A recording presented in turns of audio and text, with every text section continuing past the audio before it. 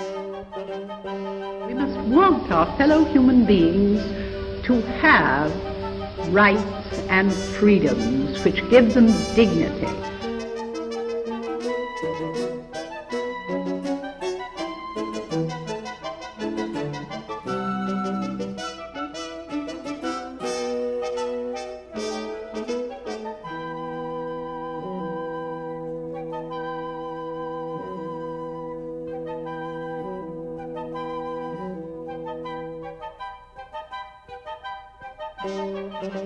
The buses are empty because one woman got fed up with her 40 years of living under Jim Crow, because one woman said, "I have had enough."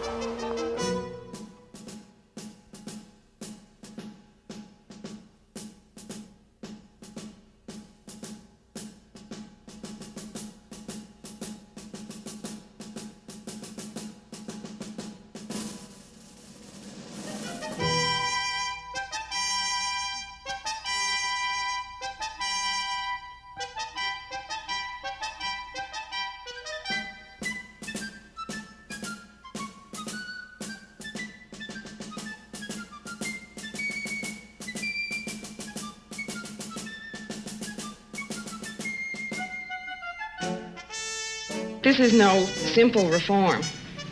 It really is a revolution.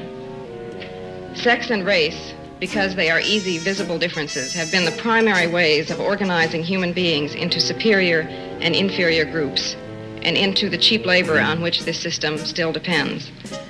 We are talking about a society in which there will be no roles other than those chosen or those earned. We are really talking about humanism.